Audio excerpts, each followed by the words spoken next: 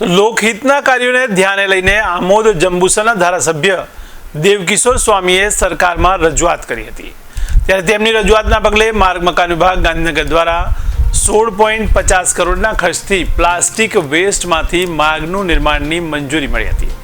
તો આમોદ શહેર તેમજ તાલુકાના ભાજપના હોદ્દેદારો સહિત ગ્રામજનોની ઉપસ્થિતિમાં ધારાસભ્ય દેવકિશોર સ્વામી દ્વારા ખાતમુહૂર્ત કરવામાં આવ્યું હતું। आज रोज सरभाण ईखर रोड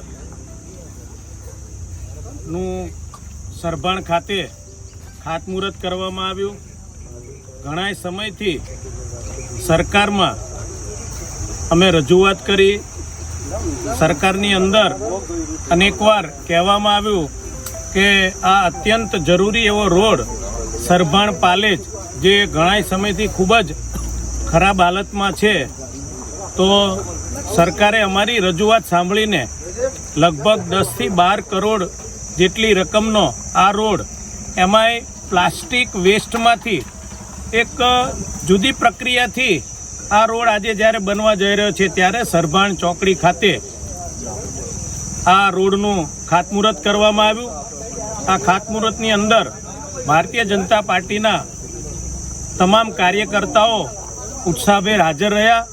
ગામના આગેવાનો, આજુબાજુના ગામના આગેવાનો તેમજ મંડળના પ્રમુખો, પૂર્વ પ્રમુખ, જિલ્લા પંચાયતના સભ્યશ્રીઓ, તાલુકા પંચાયતના સભ્યશ્રીઓ તેમજ ગામના સૌ શ્રેષ્ઠીઓ, ગામના સરપંચો જેવા અનેક કાર્યકર્તાઓ આજે ખાતમુહૂર્તની અંદર હાજર રહી આ સરકાર દ્વારા જે રોડ મંજૂર કરવામાં આવ્યો છે એ પ્રોગ્રામની અંદર હાજર રહ્યા। આજના દિવસે હું માનનીય મુખ્યમંત્રીશ્રીનો હૃદયપૂર્વક ખૂબ ખૂબ આભાર વ્યક્ત કરું છું કે જેઓએ ટૂંક સમયની અંદર અમારી આ રજૂઆતને ધ્યાને લઈ અને આ મંજૂર કરવામાં આવ્યો છે। એ બદલ અમે તમામ જંબુસરના અને આમોદના કાર્યકર્તાઓ, સંગઠનના સૌ કાર્યકર્તાઓ, ચૂંટાયેલી પાંખના સૌ કાર્યકર્તાઓ, સક્રિય સભ્યો અને સરપંચો વતી હું માનનીય મુખ્યમંત્રીશ્રીનું હૃદયપૂર્વક આભાર વ્યક્ત કરું છું અને આ ટૂંક સમયની અંદર રોડ જલ્દી ને જલ્દી પૂર્ણ થાય,